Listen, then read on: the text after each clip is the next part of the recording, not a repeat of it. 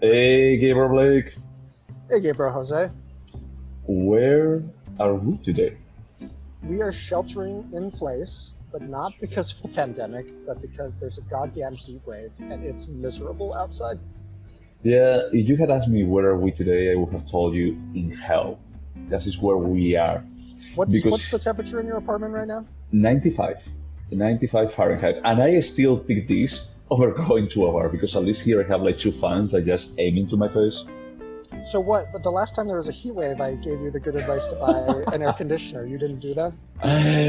No, because usually it only lasts like 2 days, and it just waits for a whole year to just get the next one. But I always forget that there is another heat wave every year for Labor Day. Every Hold on fucking while year. I get another blanket because my air conditioner is a little too cold.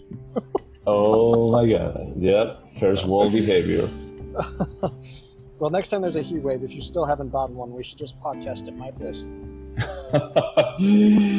I mean, what I was thinking about it is that maybe we should actually just do start doing how do you say, like a Patreon or something like that. Just So or a Eric can pledge, GoFundMe. Eric can pledge $3. Thank you, Eric, for listening to our podcast. You are one of our six listeners. Thank you so much, man. But yeah, they can actually just sponsor me like an AC, and then we can have like these Kickstarter campaigns that at the end of every episode I will be like saying like, "Thank you, Blake's sister. Thank you, Eric." But yeah, what did we watch today? We watched the brand new release. It was released, Friday, right? I think so, yeah. Charles Kaufman film, I'm Thinking of Ending Things, which is actually based on a Canadian thriller that was well received. It came out a couple years ago. Yeah, I think it was like 2018. I was surprised about that, about like how quick of a turnaround they had. Was it the book like one of these the New York Times or the New Yorker bestsellers?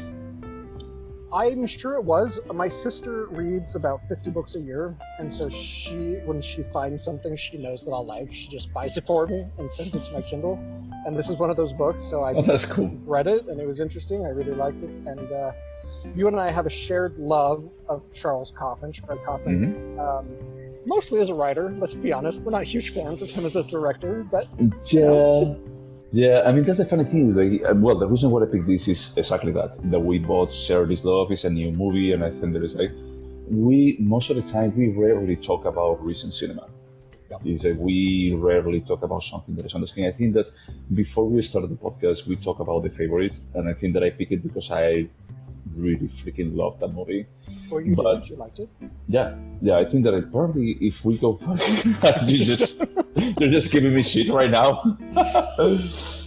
Is that, I While think we're that talking about Charles Kaufman, I'm adding being John Malkovich to our list. that's good. You like being John Malkovich more than Eternal Sunshine of the Spotless Mind or his masterpiece adaptation? And I'm not Uh, biased in your opinion right now. So let me think. I do think that it's a personal preference that I like being John Malkovich more than Eternal Sunshine, which is weird because I have a total straight crush on Kate Winslet. But I hate Jim Carrey. See, so there's a lot going on. But you like Um, Michael Gondry, Michelle I Gondry. do like Michelle Gondry a lot, but so wait, to answer your question, I think being John Malkovich is my favorite. Then Eternal Sunshine, and then adaptation for whatever reason I like it, but it's not like I want to rewatch that, and I want to rewatch all of this other stuff. Okay, no, that's fair. I love it. I mean, it's one of those movies that is, I guess, mind blowing. It's like the first time that I say it's like, oh, they are like good screenwriters. They are like just people that if they grind the screenplay, I would be interested in watching the movie. And I have to say, that's my favorite Meryl Streep performance ever. So as a drug addict, that just is killer. It's so good. And then when her boyfriend loses his teeth, I mean, it's exceptional, all of it. Well, he didn't have teeth to begin with. Yeah, that's right. But she was so into him, and he was missing his teeth, and it was just, she was a drug addict. Yeah, I mean, this is something that I haven't checked in it, and I know that we are digressing from the topic of the movie, but I was thinking about it the other day, and I was thinking how good the original author of the Orchid Thief that is the work that adaptation is based on. How do you feel about like, oh yeah, and now she turned into a drug addict and she became a porn actress for the early online? It's like, I don't know. I mean, you may have like a lot of respect for Charles Kaufman and his scripts, but maybe you may have like some kind of threshold about like, yeah, I rather It's a not limit. cross the line. Yeah, it's don't true. write It's Meryl my Streep. characters. Yeah, it's Meryl Streep portray me, but I think there is a limit for everything in this world. So I don't know. I don't know exactly how he would, like how she would feel. Maybe she would actually just roll with it. It's like, this is so crazy, and that I want to see the end result of this. And it works. I mean, it's insane. But it's the first time that I saw like a script that is like, I almost think that I mean, I had like these temptations that I should actually just try to buy the original script and just not the book, not the Orchid thing, but it's like. And so- The script has to be insane. How actually did he write something like this and he turned Spike Jonze turned it into this movie? His mind works in a way that's intriguing and completely ununderstandable to me. Yeah, but it actually works. Is that now I'm going to say, well, you have to summarize what the movie is about first before I actually say if I like it or not. So the movie is about a woman named Lucy, sometimes Louisa. She has several different names that change throughout the. She just started dating this new guy. They're both students, and what they study changes throughout the film. Sometimes she's not into poetry at all. Sometimes she's studying poetry. This changes throughout. And they're going on not a road trip. She's going to meet his parents at their farm in the middle of Oklahoma. And they do they say where they live? They didn't, but he said, "Oh, the local group performs Oklahoma a couple times a year for obvious reasons." So I assumed it was Oklahoma. Sure, I mean they may live in Oklahoma City, but at the same time, it's like there is like this kind of it's not hermetic. Well, sorry, I don't want to give away anything. Please just continue. There's nothing that nails this down to a single point in time, single place. It's all very vague, just like most of his stuff. And then also at the end of the credits, you can see that it was actually filmed in New York, New York State, not the state. So anyway, what is his name? The boyfriend's name?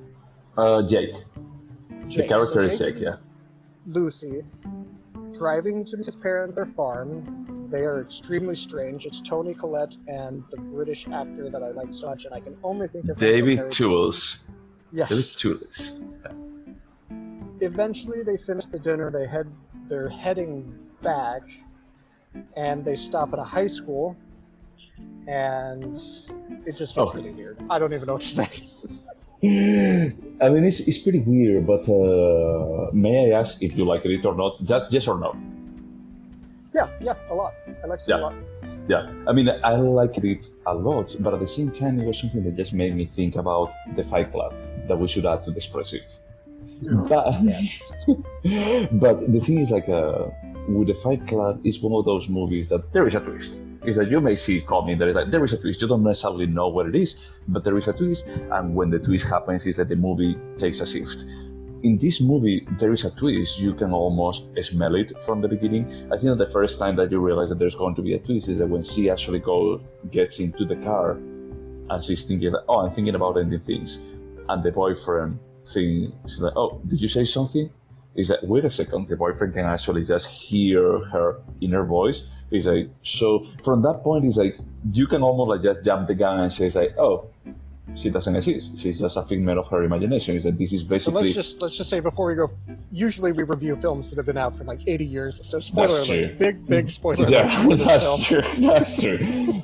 But that's actually something that I wanted to ask you. Is that it looks like the book, it plays way more into that about is this real, is this not? But in this, there are so many different signals to this is not real. Nothing of this is real. So we should call it that we are almost God in this. We seem to be in her head. We can hear her thoughts. She seems to almost be narrating. But yeah, then it brings up this: is she real or not? Is she an unreal narrator? What's going on? So you mentioned this big reveal or a twist. Can you explain to me what you feel like the twist is? Because I feel like it's subjective. yeah, it may be subjective, but basically it feels like that's the reflection of someone in his late stages of life, that is the janitor in the high school, like basically reflecting about like what he would have liked his life to be. He would have liked to be like, in his late 20s, early 30s, and just being with this very, very interesting woman that is like just so cultivated, and he has like such an interesting approach to life. That is like, if she is into poetry, the times that she's into poetry, she's like just a very accomplished poetess. Well, not accomplished, but at least she has like something very interesting thing to say, because when she actually narrates, when she recites that poem, it's like it's a poem that he read when he was younger. It's about me. It almost feels like you actually wrote that about me. Or when she's a painter, it's like she's this very intimate painter that she can just transmit feelings with his painting, but it's not his painting. It's like just a painter that he was very interested about. So from that perspective, it's a bit more like just he's imagining like that time that he talked with this girl in a bar for just 5 minutes, and he just built like all this kind of imagination. I mean, we tend to do that with this kind of not frustrated, but it's like with this kind of things that they didn't live up to its full potential. We try to just idealize what they could have been, and it's like especially right, like how could I have done that better? What if that person had come into my life permanently? Yeah, and we tend to just think like that person was perfect, with no says or anything. Is like my parents would have loved it. They would have like educated them in new stuff, and at the same time, he actually looks back into their life about like the importance of his parents for him. And sometimes like just being idealized, because he actually loses his temper like multiple times during the dinner. But it's like still the girlfriend, she will be like, "You're insane. You shouldn't be like just talking. It's true that your parents are a bit weird, but you shouldn't be like just talking to them in that kind of way, or just hammering, like this." I mean, it also just put me in a perspective. It's like multiple times he loses his temper when he's on the car. It's like, I think that at those points I will be like, okay, I'm going to be like just detaching and using like defense mechanism here because I'm scared for my life. But I'm going to be like just taking a step back instead of engaging when he started like singing, It's like all the time. He never really has any natural reactions to his very strange behavior. Yeah, so it feels like for the whole time is that you actually think that it's like this woman is not real. At the beginning you may think it, but it's like it gets to a point like pretty early into the movie that you just have to accept the reality that she's not real. And it's not about like, oh, I'm giving you hints. It's like, no, it's they never look at the camera and say like, she's not real. But you are writing her in a way, and the situations that you're writing, that they don't leave anything to the imagination. This is not a big reveal moment. Yeah, I completely agree. I didn't catch that she wasn't real as early as you did, and I was desperately trying to remember the book, because there's a lot of differences in the book, and it ends very differently in the book. I think Charles Kaufman improved the ending of the book. It's interesting to see that what we're seeing is all of these fantasies of somebody, and I really like the way that he did it at the farmhouse. Every time Jake's parents would leave the room or come back, they would be much older or on a deathbed, or younger, or like, and she never really had any reactions to this. It was all completely normal. Like when she left the room and came back and the mom was on the deathbed, she's like, "Oh, I'm so sorry." Like there were never any natural reactions, and I was like, "Why? Who is the main character here? Who is it?" And I didn't catch it as fast as you, I think. Yeah, I mean, I like it. Honestly, I like it. And when it was over, I was thinking that that's a very interesting thing. That I think that Charles Kaufman is an amazing writer, but he likes a specific topic that is about like, I want the introspection into madness, into the mind madness. It's like he tries to just make like these larger stories than they actually look.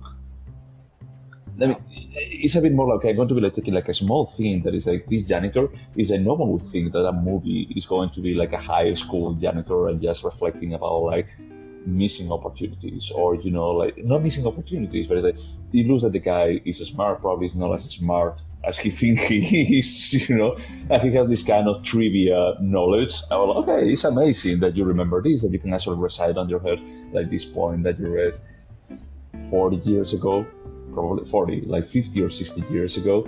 It's like, it's great, but... So one of the funniest moments in the film is when Toni Collette, as the mother, the very weird mother, is talking about how proud she was when he got a pin as a child, but he got it for diligence, and the kid was so disappointed. Jake was so disappointed because he wanted the pin for acumen. So it's just, I'm so proud of him, and to see how much he's been able to achieve without having any natural talents or abilities, it's astonishing. I was like, oh, this is killing me inside, and it was so funny and weird. Yeah, I mean, at the same time, it was so sad. Everything about this movie is like so sad, like purposefully sad.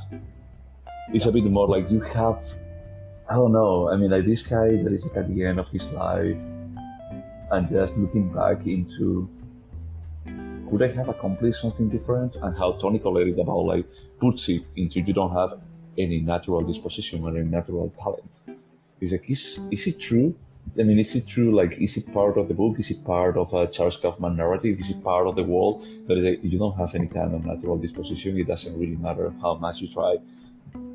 You're never going to be accomplishing anything. You're like just, I don't know, like condemned to this life of not even like mediocrity. It's a bit more like just being forgotten by society.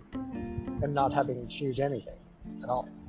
He's and not having achieved anything. Yeah. And he didn't. So in the book, and I really wish I had read the book. I wish I could have just enjoyed this movie. But you told me that you read it. That you don't remember much about it. But in the book, there's this device where like in between every chapter, there's this weird conversation between people talking about this terrible accident nearby the school. So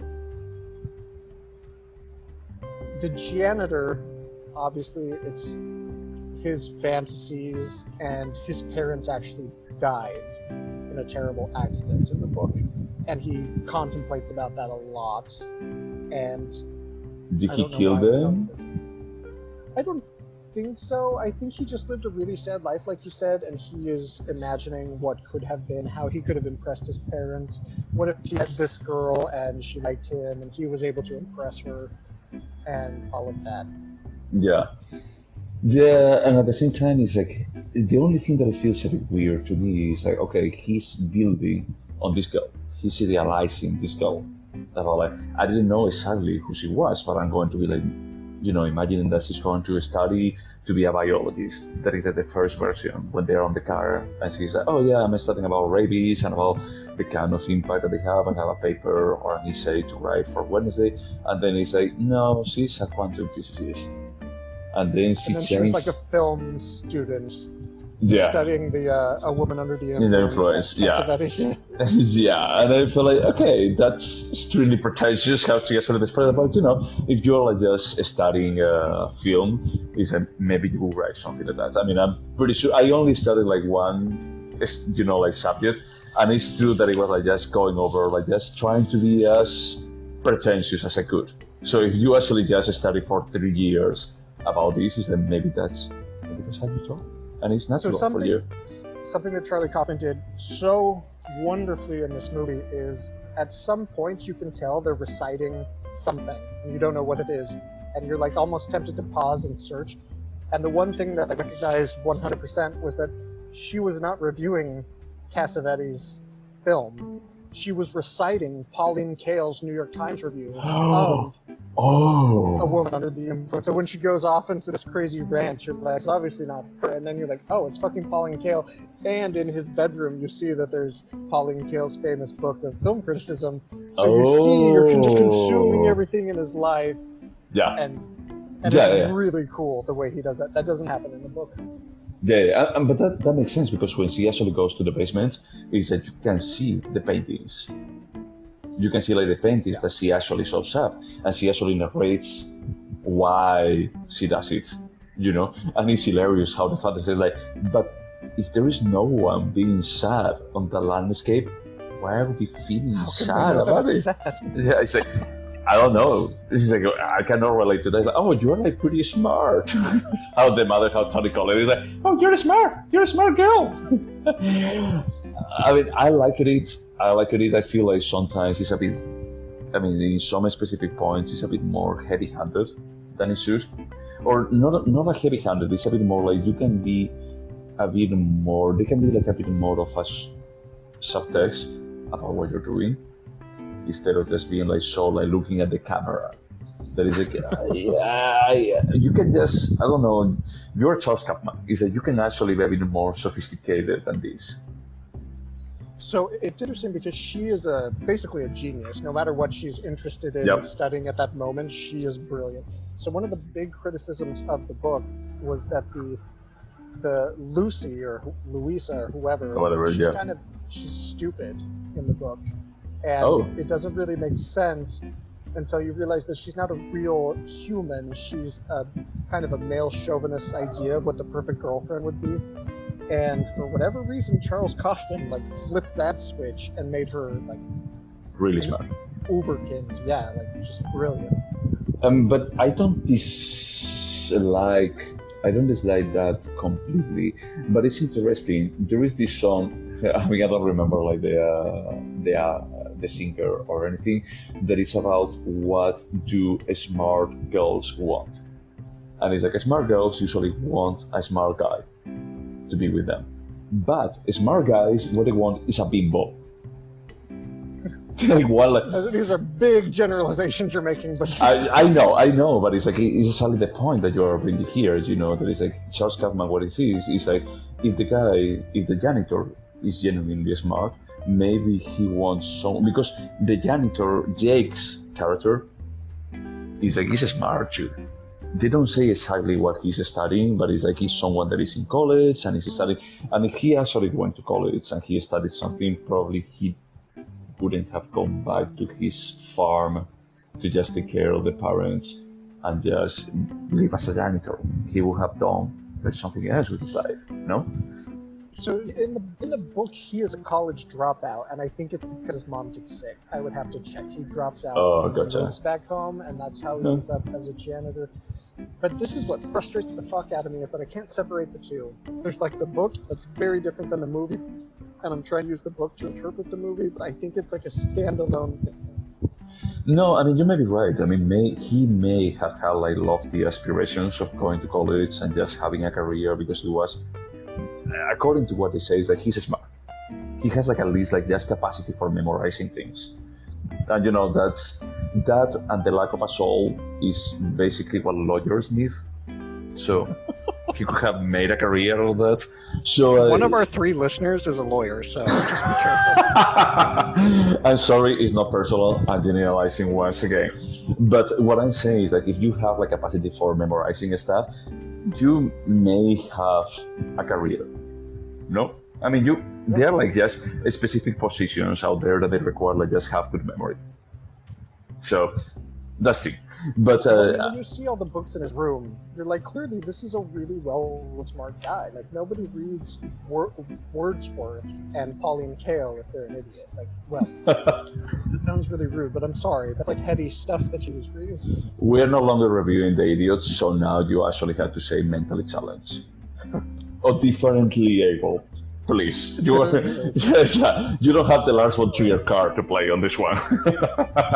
But no, so you may be right. Is that maybe he actually just went to college and he just dropped because of whatever, like just family circumstances, and then he remained on the farm in Oklahoma, and he never got anywhere. But at the same time, is that they actually saw him just living in a city, because basically is that he's just looking through the window at the girl. As Louisa, like many of the different names that they say, where she's like just waiting for John Jake, for just taking him to the parents' farm. So What was your take on the ending? My take on so what part of the ending? Because the ending basically starts when they get to the high school, and he still has like 20 more minutes to go.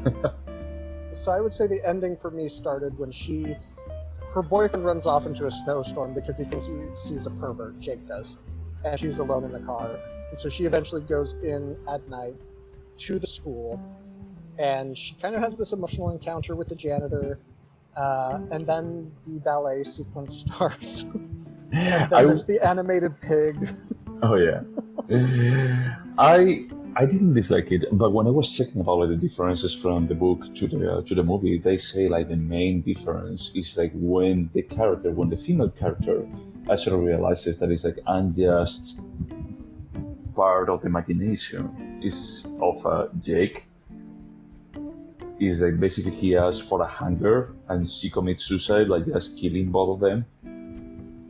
Yeah, so in the book she realizes that she and Jake are the same person, and they go into the janitor's office to hide.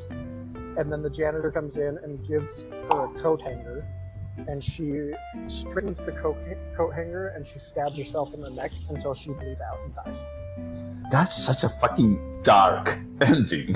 Yeah, it's super dark. And in Kaufman's version, there's a very expressive ballet that happens in the gymnasium, and it's snowing, and the janitor and Jake have a fight, and the janitor kills Jake, right? Yeah. Well, I mean, the ballet janitor kills ballet Jake. Right. I like it. I like it from the perspective that is like it actually connects with his love of musicals. You know, it's a bit more like, look, is his mind is the kind of craziness that it can actually happen in his mind.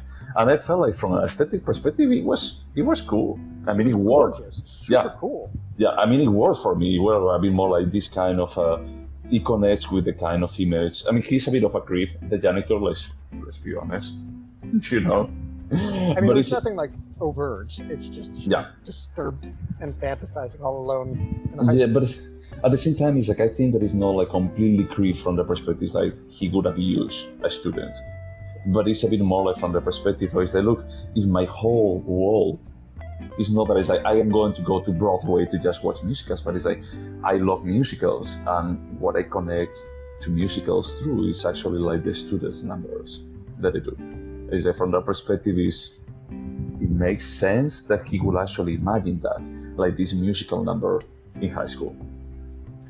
So do you think that he died, the janitor?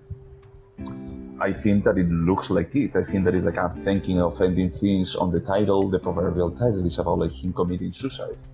Yeah. I mean, more like just I'm at the end of my life. Is that there is nothing else to me. It's like I just think about like just the pig with the maggots inside. It's like I'm just rotting. I mean, not rotting inside from the perspective that you know I like rotting from something that I did, because they never like just very overt about like him doing something wrong, but it's a bit more like I'm at the end of everything. It's like what is the point of me that just keep living? Is that there's never going to be like anything beautiful in my life. And when I look at the students like just doing this number, it's like it's the most beautiful thing that I can just imagine. So early on, when Jake is showing Lucy around the farm, he's telling these like horrific stories. Oh, like we used to have these pigs, and then one day the pig stood up and it had maggots all over, so he was being eaten alive. And so at the very end, after everything that happens in high school, he gets into his truck and he sees an animated pig stand up, and all the maggots fall off, and then they walk into school together. Did you read why they use an animated pig? I assumed it was his interest in animation from Anomalisa. True. I mean, and they also use like the other like part about like how he connects to this short advertisement, like the jingle that they use of the I said like Tusa Home or Tusa Queen or whatever, like the ice cream store. It was just Dairy Queen. I don't know if Dairy Queen was like, no, don't use us in a movie. Probably not. Probably you can get away on a book with it, you know, but it's like in a movie, it's like, no, you have to pay royalties. But the reason why they use an animated pig is that they try to use a real pig. They actually had trainers, but there were like two reasons for not using it. The first one is like if you want to just a pig to walk on a high school floor, is that you better cover it with someone else, because they're going to be like sliding like crazy. Oh, really? Yeah, because like if there is like if it's a sharp kind of surface, it's like no, they're not built for that. The inside the hops are going to be like just sliding like crazy. And the second part is that they wanted to just the pig to talk to a janitor, to Jake's janitor version.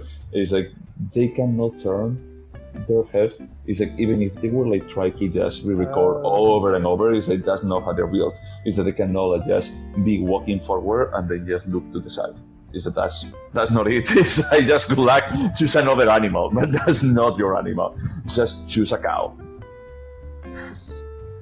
That makes sense, and I thought it worked really well, despite how weird it is. And when the pig stood up and all the maggots fall off. Yeah, it's fucking disturbing. Yeah, but it works. I mean, I really like it. You know, it's like it was a bit more. It's like okay, you know, maybe there were like circumstances you for just picking this, but you were smart enough to actually just connecting it. You know, it's like you start with the commercial that is like disturbing, like freaking disturbing, when you're like just showing that, but they also show is that this is a kid. Well, I mean, this is a person that just grew up in the 50s, probably, and it's like the kind of commercial that they could see, the kind of animated commercial that just targeted that young kid.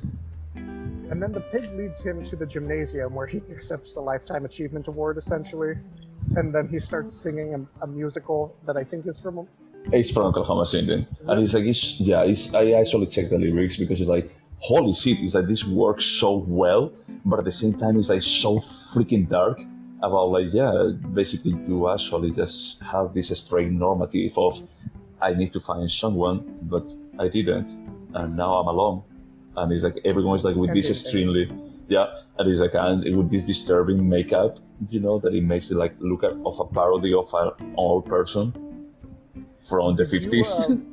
Did you watch the credits through to the end?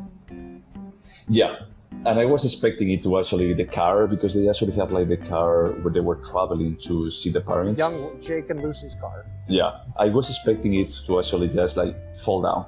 Like it's like, yeah, you never existed. You know? And I know they don't do it, but it's like it's pretty clear that it almost looks like a snowman, but it's like it's not really a car. It's like just like the snow version of a car. Yeah, you can't see it at all. Overall, I liked it, and if you want to know what Derek Time said about this film, I don't know that I agree with this, but it says that this is Kaufman's most assured and daring work so far as a director. And if you think about as a director, he has 3 movies. He has 3 movies. You know, Take New York, that you told me that it's like so weird that there is no way of actually defending that, and Anomalisa. Yeah. So, okay, I do agree with that. I thought that it was saying like as a filmmaker, writer, director. That's very qualified, A.O. Scott. Huh. Interesting. No, overall I liked the movie. It was over 2 hours long, and it didn't feel over 2 hours. The end, for me, I enjoyed it a lot, but I was also expecting the ending from the book, which I remembered clearly. And it's interesting to keep comparing this to the book because A.O. Scott says that before he wanted to watch this movie to review it, he bought his novel that he just published called Antkin. And A.O. Scott found out that he's a character in that book, and Charles Kaufman calls him a nice enough guy for a hack. Mm-hmm. Okay. So it's so fucking meta, and I hate that word, but come on, you're like a film reviewer reading this guy's novel. And yeah, come on. I mean, adaptation is exactly about that. About like, look, I ran out of ideas. I need to put myself into this because I have no idea what to write. It's like what you guys, the book that you made is like, it's not adaptable. It's like, I love it. It's like, it's such a genuine, like original idea that is like, it just made me feel it's like Charles Kaufman is a fucking genius. It's like, true. It's like, true. It's like, as a director, I don't think that he's at the same level as he is as a screenwriter.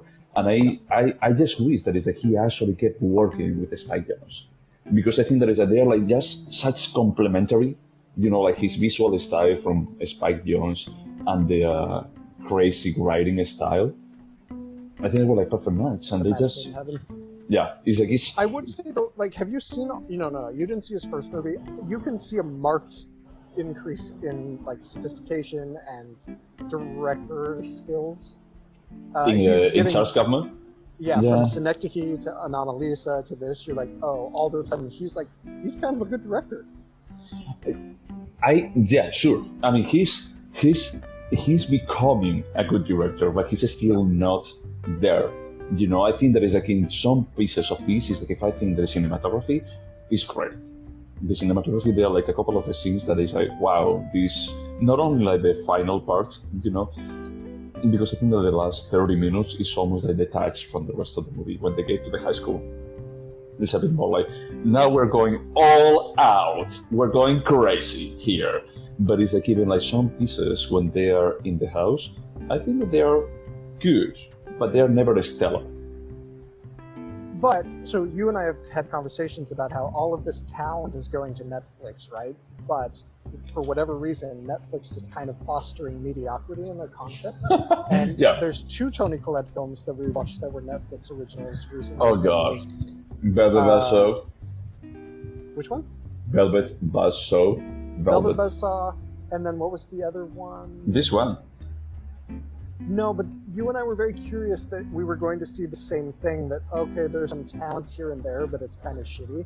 This is something that could have been in movie theaters, like, and I would have been okay paying $25 to see it. This was really good compared to the other Netflix originals that we've seen recently. Yeah, I mean, I think that Netflix tries to go over quality over quantity, and this, as you said, do put it like perfectly, that I think that this is a bit more of an evolution and just part of the growth trajectory of Charles Kaufman. And I wish that the studios, you know, regardless if it's Netflix, Amazon Prime, I think that he actually has another movie coming out as a director that it was delayed. Who wrote the script? Was it him? Yeah, he was also him. You know, it's like, at least from that perspective, is that, look, you as a director, you are like catching up with what you are as a screenwriter. And it's like, I can put up with that. It won't be perfect, but at least like the screenplay will be like so crazy that I still want to see it working out on the big screen. But regardless of the execution, everything he puts out, either as a writer or a director, it's interesting. Like, do you ever regret watching one of his movies? No. I mean, I still have to watch Cinedog because I think that just you and many other people told me that this is crazy. It's like I'm just like, I need to have like the correct mentality to watch this. And it's on a scale that I think is deserving of Charles Kaufman's mind. Like, he has a big budget, whereas here you could see there are some small budget concessions he had to make. I think that he has the correct kind of budget for this. I don't think that this feels like an indie budget movie. I think that it's a bit more like, this is a bit more of an intimate story, but still you have the correct kind of sets for doing this. It's like you didn't cut back, but it's that this is a movie that didn't need more money for just being done. Yeah, it's like, how, but I'm saying Charles Kaufman should have as much money to put whatever his fucked up mind is thinking into like a movie. True, that's true, but it's like at the same time, it's like Anomalisa, you know, like this kind of stop motion movies.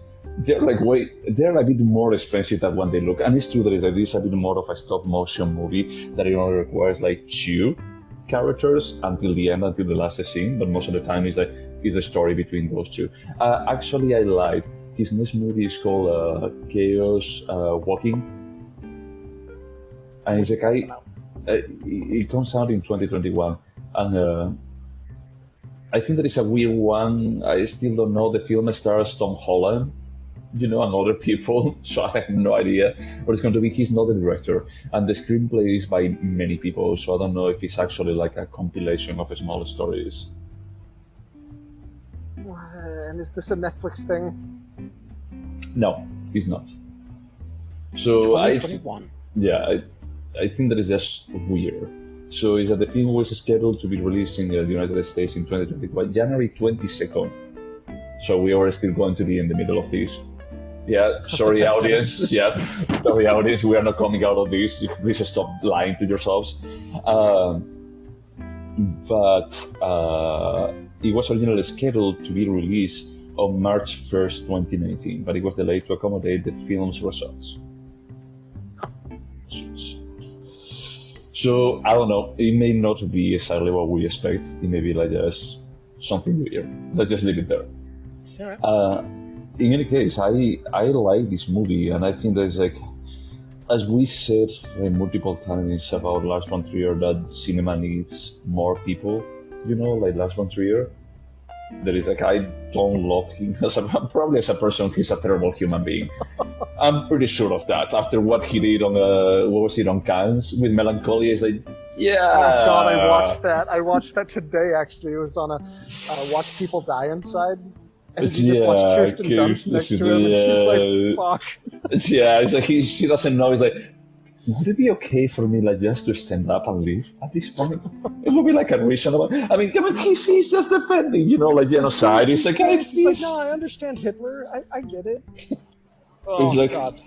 at that point, it's like, okay, when did you cross the line from just being like I don't know, like an interesting, quirky, independent filmmaker, and you are like just blown up insane? And he's like just dancing that dance for most of his career, and at that point, he's like, no, I think that I can just say whatever the fuck I want. And Kirsten Dunst's like, do you want to just like throw my career down the drain at this point, or do you still have like some opportunities ahead? Didn't they ban him? And then the second he had Yep. a new movie, the house that Jack built, they're like, oh, come back. No, I think that actually was with Nymphomaniac maybe. Yeah. So regardless, they invited him back yeah, the second they time. they didn't wait until the house that Jack built. It's like he was not like such a big, like large kind of like a band from him. So the thing that I also wanted to ask you is like, what did you think of the cast of this movie? I'm not thinking of any things. Tony Collette, perfect. Yeah. The husband, the British guy, I thought he was really good, but a little bit underused. Yeah. He's a really talented actor. And then Jake, to be honest, they didn't make a lot of sense as a couple to me. But maybe that's the point, right? That Exactly. Right. But she always felt off, Lucy did, and Jake never felt. I didn't feel like there was any chemistry between them. And probably because he never had a relationship to understand what chemistry looked like. So it was probably all part of it, but it felt very jarring until you understand, oh, there's some bigger thing at play here. Yeah. So I agree with that. It's like I think that most, and it's something that it connects when they're like just after leaving the house. It's like pretty obvious that it's like, well, at that point when they even like just see the paintings or the picture of the young girl, the young ginger girl, it's like, who is this? And it's like, well, that's Jake, After just seeing that is like, look, if you haven't connected all the dots up to this point, it's like, I don't know how to spell it to you. It's like, she doesn't exist. But at that point, is like the conversations when they're like driving on the car back to wherever they live, they become like even more obvious from the perspective. It's like, it's no longer a real conversation that two people that they are dating would have. It's like a bit more of how he pictures that those conversations would play out about like, oh, we are so smart and we are so sophisticated that every single conversation that they're going to have is so deep. It's like, no, it's not. It's like sometimes it's going to be like just making jokes about something stupid. It doesn't matter that you're a Nobel Prize winner. It's that there's a functional conversation that if you have never been in a relationship, you don't realize that it's part of the relationship too. So I love that. I agree with you. I think that it's one of those like strokes of genius about like how the script like plays out. About like if you only analyze it for face value, you wouldn't realize about it. But it's like it's still like playing with that idea of what a relationship is and what is not. Yeah, it's interesting. I think Charles Kaufman is always like wondering of the people in our lives, which ones are real. Like, what are the real people in our lives, and which of those are we like projecting our own narcissism on? You mean like an adaptation of having like a fake twin brother? That's an Eternal Sunshine of the Spotless Mind. Yes. Oh well, I mean, even like being John Malkovich is like it's about like just being someone that you are not. Yeah, literally inhabiting John Malkovich's mind. That's a random idea. Did you like Jesse Plemons? Jake, like young Jake? I do like him as an actor, yeah. I felt like he wasn't that great in the role, but I think that was the point. Again, like I was like, this performance feels a little bit weird. Like it's very stilted and off, and yeah, then you get it. Well, that's the point, because it's not real. That's his projection. But did you know? I love that guy. I mean, I think that the first time that I saw him on something, it was in Friday Night Lights. That it was my introduction. I think that I told you this, but it's like I watched that show, the first thing that I watched on Netflix after moving to the States. Is that the She was first? like, well, I'm in America now. Let's I'm learn about America. the culture. Yeah, it's like I have to just know how deep America works. Wasn't that like Texas football culture? Yep, and my ex told me that he's from Texas. He's like he told me that that's how it works. It's like that was. I mean, it's true that there are like many things that they are traumatized for making a TV show, but that's how people live cinema. Sorry, how live cinema? Sure, how they live like American football. In the middle of Texas. He's like In it's the only Texas, thing. yes. Yep, yeah. He's like it's a high school, but yeah, they're really into it. So that guy was like I don't know, like pretty young when he was doing that show. And he had a really good career, but the last thing that I was in before this, it was in Fargo, that I still keep recommending to you. And I'm just tired of recommending it to you. You should watch it. Because in the second season, he actually stars with Kristen Dunst. And now they are a couple Stop. because of the role that they did there. In real life? Yeah, in real life. Yeah, Wow. they're dating. I just love Kirsten Dunst. And I was a bit, like, yeah, she was marrying. But after watching her in Melancholia and watching her also, I mean, I think there was a bit more like, okay, you pick at the Melancholia, is that you went with Lars von Trier, you did your art house film, but you were a bit more like this beneficiary of the infinite talent that Lars von Trier has. That's what I thought. This movie connects That's to all the directors we love. Lars von Trier, Sofia Coppola, it's all... why did we mention Sofia for Coppola? I thought you were referring to her character in The Virgin Suicides. Wasn't she Mary Jane in The Virgin Suicides? Holy shit. I'm adding yeah. it to the list. Holy shit, I have forgotten that. Holy. But yeah, they have been engaged for 3 years. Aw. Kirsten Dunst and Jessica Biel. And I was, I don't know, like mind blown by the. She was actually Marie Antoinette too. Sophia Coppola. I'm adding all of this to our list. All of her movies. She Yeah, was really good as Marie Antoinette. I haven't watched it, but she was also Bring It On. She And I wasn't haven't Bring It watched On. it, Mario. Bring It On. I don't want to watch Bring It On. But what do I say? I like the cast. I think that the cast was pretty good. The only thing is, like, and this is something I was talking actually with Eric today. That is, he was mentioning about Knives Out, and I said like we don't usually talk about cinema, like movies that they are on the cinema, but people like it. We thought that it was like an interesting and enjoyable, entertaining film. Not transcendental. It was a whodunit movie that it was okay, but I wish that it had more Toni Collette. And I realized every movie that has Toni Collette, I wish that it had more Toni Collette. Even Muriel's Hereditary Wedding. is on our list. That's exactly what I told Eric. It's like that's there, but it's like even Muriel's Wedding. I wish that it had more Toni Collette. It's like just remove Brenda. It's like no one cares about Brenda. It's like just fuck her. It's like just make her like I don't know, like a 90-minute movie with just Toni Collette on the screen. You know what movie she was great in? You're gonna laugh. About a Boy with Hugh Grant. She's fucking awesome in that movie. She's so On which good. one? About a Boy. Oh, I didn't watch that one.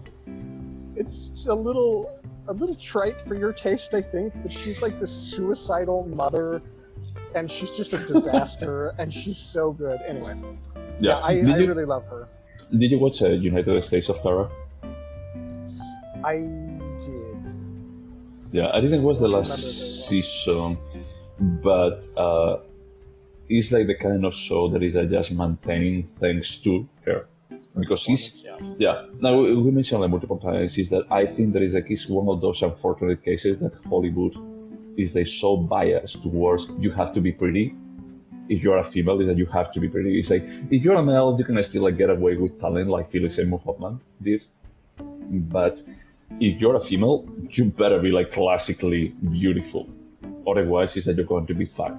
Unless But don't you're you think she's classically beautiful? Toni Collette. You don't think so? No, I'm sorry, man. No. I think that she looks good in some stills. Yeah, I think that she looks good in some stills, but no. Okay, listeners, She reminds we need me. to vote. She We need reminds to me. vote. I think No. she's hot, but I'm gay as hell. So she reminds me of Uma Thurman. Uma Thurman is not classically beautiful, and she had like a bit of a off career, like she's like, yeah, Quentin Tarantino really likes you because he can actually see that you are a talented actress. But beyond that, I see her closer to Kate Blanchett. I see what you're saying, but I think she's gorgeous. But I often confuse female talent with my sexual attraction. We've talked about this. So. okay. I mean, I think that she's incredibly talented. That is like one of those like unfair cases that is like, come on, true. I mean, she has like a, I don't know, like a weird nose. She smiles like pretty weird, but come on, you guys used to like female appearances. Somebody's gonna hunt us down. we are gay. We can pick on the. I mean, we're not picking. I mean, I'm not picking. Gorgeous. I mean, I would make out with her. I mean, I would be like just best buddy. She can be my beer for the rest of my life. I wish that she was my beer for the rest of my life, honestly, because she looks like super interesting. I mean, she sounds like super interesting on everything that she does. She's so talented. That scene is amazing. No Hereditary. Her IMDb page is just Hereditary. But that's unfortunate because she had a career before Hereditary, and it's like because Hereditary. I don't remember her in The Sixth Sense. Do you? Yeah, she is the mother. I don't remember her at all in that movie. Maybe we should add the Sixth Sense to this. Oh, I actually wanted to ask you before we go into scoring, but do you think that this is a movie that you know what the twist is? It would actually just diminish its value? No, I don't think so. I think it's an experience. This film is an experience, and I knew the end, or I thought I knew the end, Yeah. and I wanted to see what Charlie Kaufman was going to do with it, and I really enjoyed the ride. So, Yeah. So, for example, if I think about the Fight Club, as we mentioned it earlier, it's a movie that, if you know the twist, do you think that the value is lower? no, I mean, we all found out the twist in 1997, and we kept watching it and watching it and watching it. So, I don't think that matters at all. No, that's true. That's true. The twist actually just creates like a seed on the story, but it's a bit more of, okay, let's progress the story because it looks like we ran out of ideas. Like, holy shit! Now we have like like 1 more hour to continue. And But there's so many Easter eggs in that. Like every time you watch it, you find something new. So, yeah, like a big and juicy dick. But what about, for example, the Sixth Sense, or basically every Shyamalan movie? And So the Sixth Sense for me, yeah, it takes away a lot. Like you see all the cues and the hints, and you're like, oh, I get it. I think Signs is pretty rewatchable. I can't think of another M. Night. I did like his superhero movies that he's done. you did or you did not? I did. They weren't great movies, but I was entertained by them. No. Mr. Glass and that other one. Unbreakable, Split, and Glass. Yes, Split. Split is the one. Yeah, I think they're actually. Well, I mean, I like James McAvoy from Atonement, but it's funny. Yeah, I love that movie. Maybe we should watch it too. But I think that it's like after Atonement, he went to these X-Men movies, and he basically said, like, yeah, I don't think that I want my career that much. And people, like just forgot about like, yeah, he's a good actor. He's a talented actor. And I think that in Split, it's like, okay, the movie is still not something that you would take seriously, but he's a good actor. Yep, I agree. So what would you rate this film? I'm thinking of ending things. I think I have to rate first, right? Yeah, you're for it. I would say I keep going back and forth between a 7.5 and an 8. I would probably say 7.5. Yeah. The thing is, like with me, I'm between a 7 and a 7.5. I will go with a 7.5. Not only for just matching what you said, but it's like the script is amazing. It's like I think that if this was directed, the thing is, like, I don't know exactly who could direct this. Do you think that Michel Gondry could do this? Yeah, 100%. And so could Tarsem. I don't think it would be as good, but those 3 directors, I think Spike Jonze could have directed this. Yeah. It's like, it's still he doesn't have like a vision that is so artistically pleasing. He's not there. It's like even like the last 30 minutes when they're on the high school, that I think that is the highlight. It's like he's still missing some punch to it. Yeah, I would agree. And it's like the thing is, like when he was partnered with Michel Gondry and Spike Jonze, or even like as you mentioned, Tarzan, is that these are directors that they thrive on the visual aspect. They don't thrive on the story per se. Is that they are like just people that is like, okay, we can sacrifice something for just providing something visually pleasing. And I think that Charles Kaufman hasn't developed that, and I don't think that's the problem that I think with his career. I don't think that he will ever have. That he will ever do I it. wouldn't disagree. Maybe I would, in that you can see that he's improving a ton between films. So let's see what his next film is. I don't know, but I agree with you. Yeah, there should have been something a little bit stronger from a direction perspective in the high school.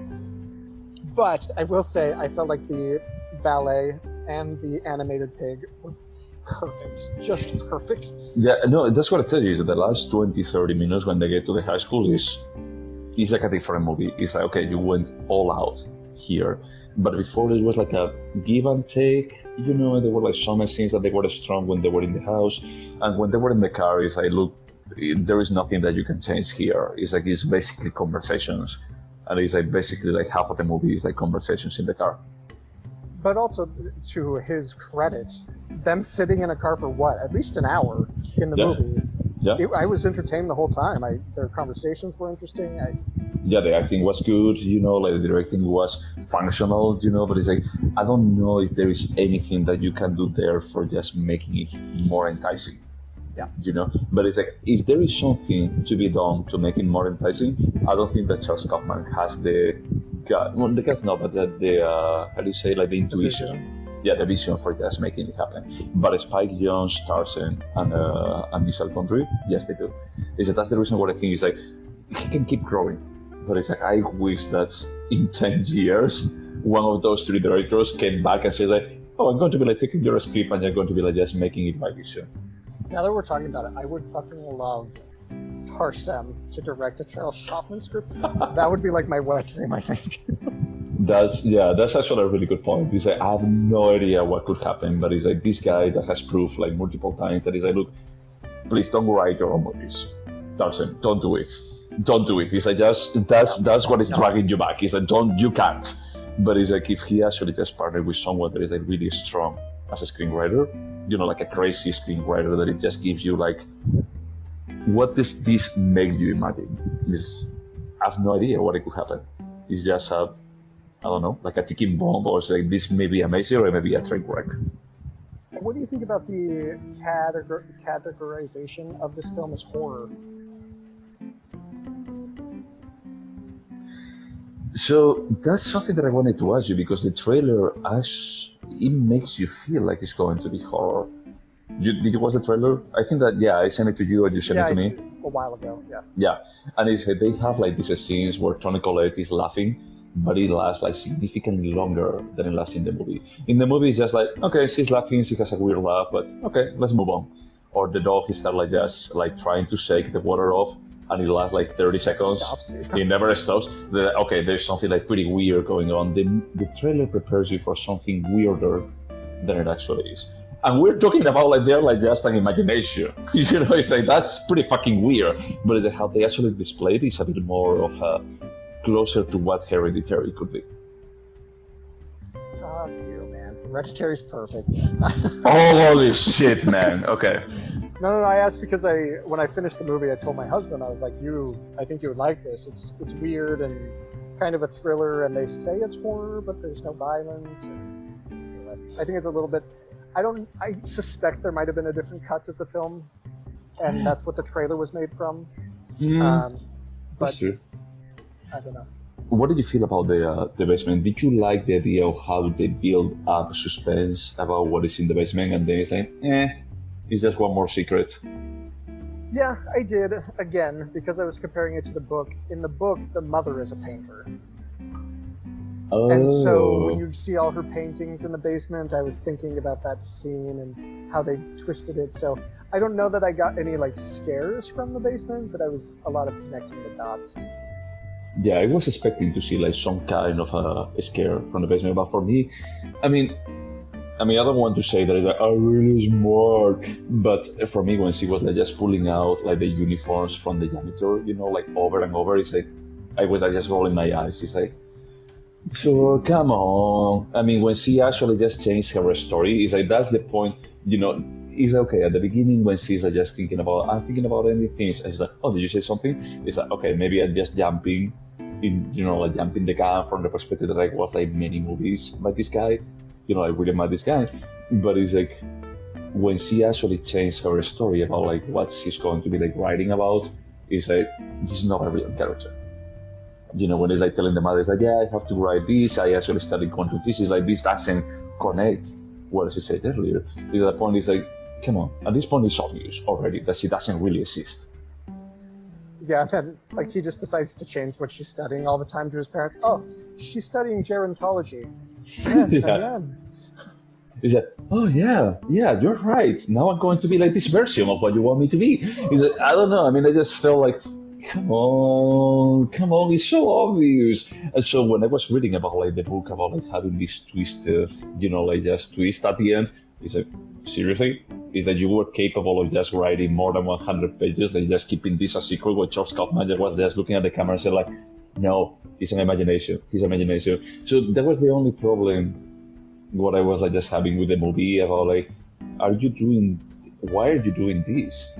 It's like at this point it's like everyone knows that there is this twist and you're only just doing an introspection, like a deeper introspection about like how this guy got to be who he is, that is this janitor in high school. Yep. So I liked it. A part of me was a bit torn. That is like, if this was a studio movie, how would have been this modified by the studio? Like producer, like just saying like, yeah, that's cool, but maybe you can just make it a bit more mysterious about the twist at the end. That's an interesting question. Maybe not. I wonder what the budget was. 100 million. What? No, I just made it up. Oh, I was like, holy shit. Let me just check it out. Budget, I'm thinking of something.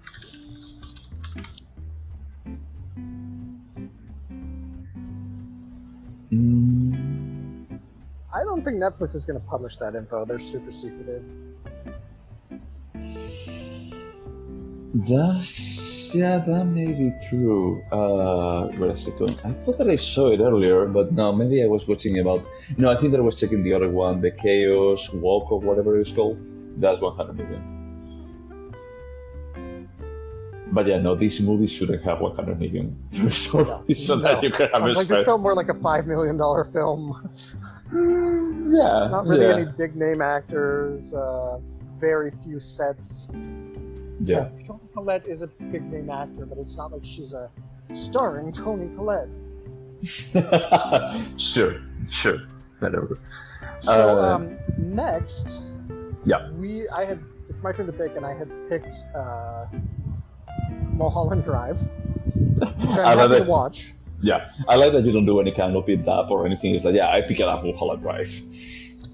Well, I don't know how I would Introduce impress anybody it. with that. I don't know.